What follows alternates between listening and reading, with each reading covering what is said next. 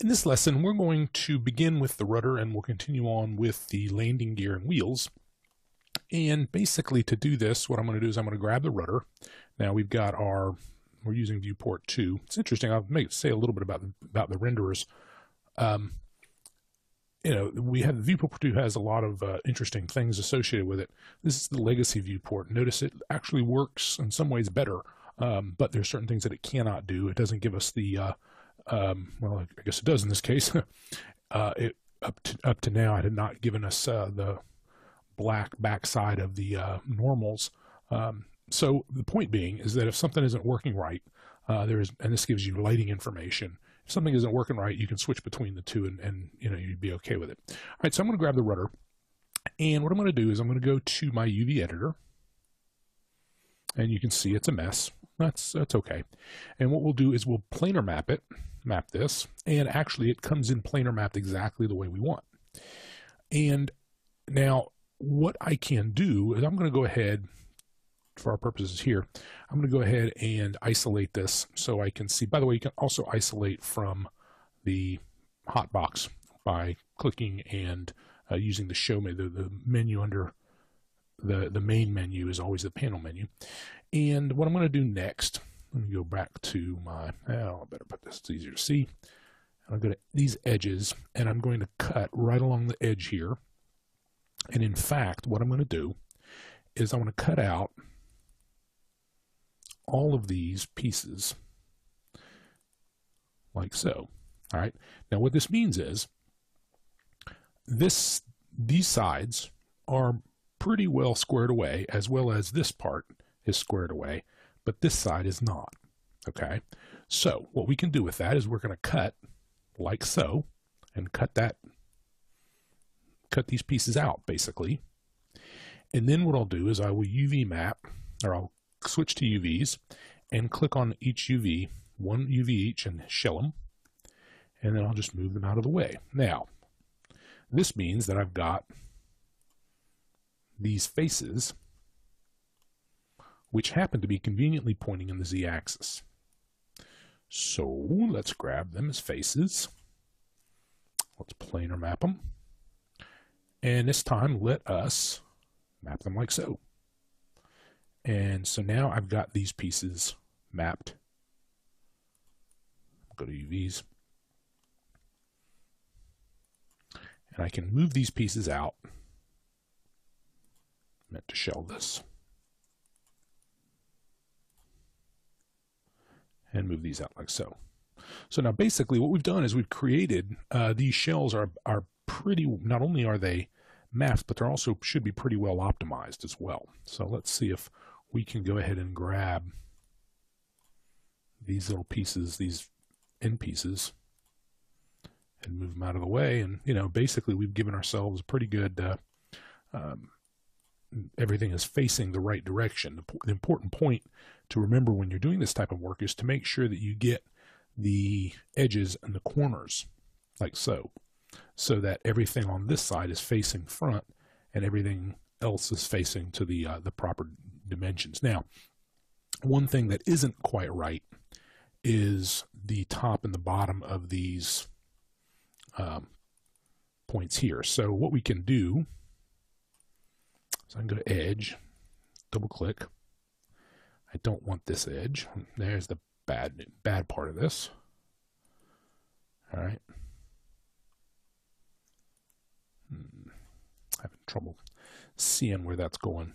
So what I'll do is instead is just go to UVs.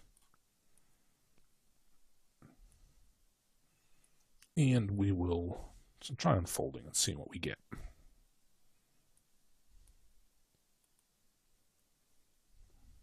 Now it unfolded, and actually it did a pretty good job. It also laid things out, but it also gave me a little bit of more space in my pieces here on the sides of these pins up here. So I think I'm going to leave it there and continue on. So let's go to the wheels next. So I'm going to turn off my isolate select, and we'll do the wheels.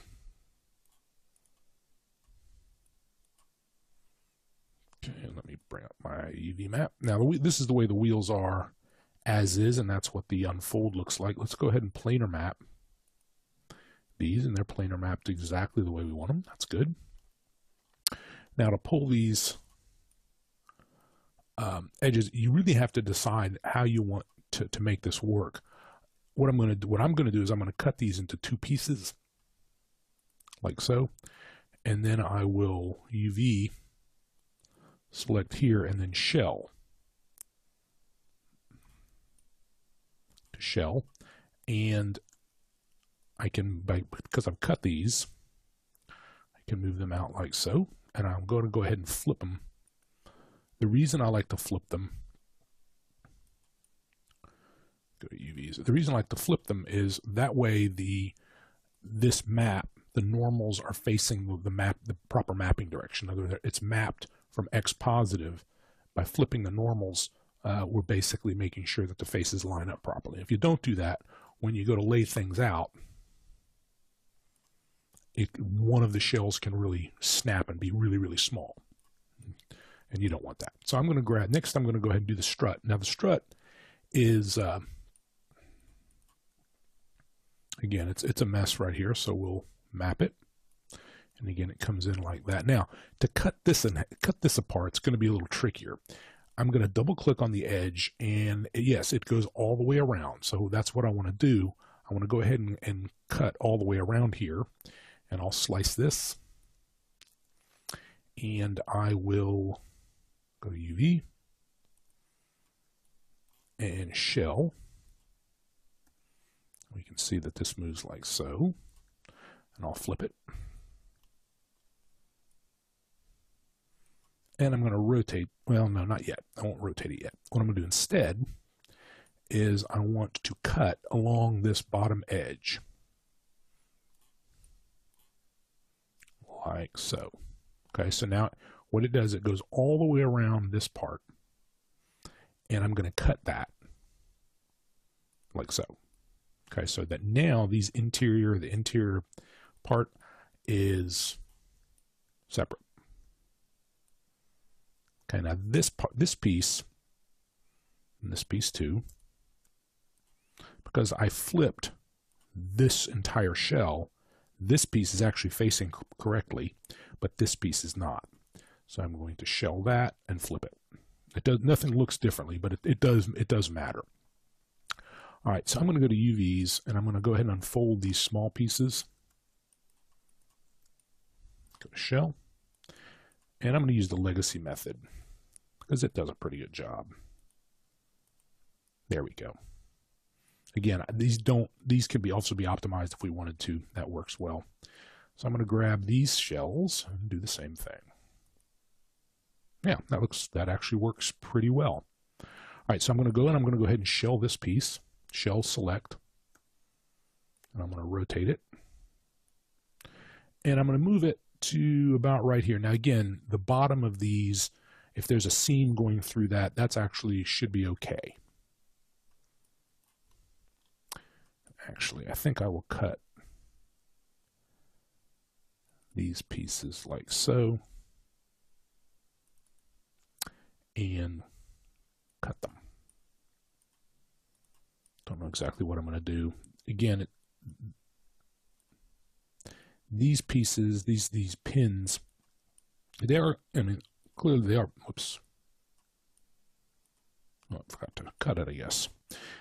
They're important, but they're not things that you're going to really see in close up unless you concentrate on them. Of course, the moment you say that, then suddenly you're going to want to get in close to them. So it really is a question of how you want this to line up. Wherever they're not joined in and you have a wood grain in there, you're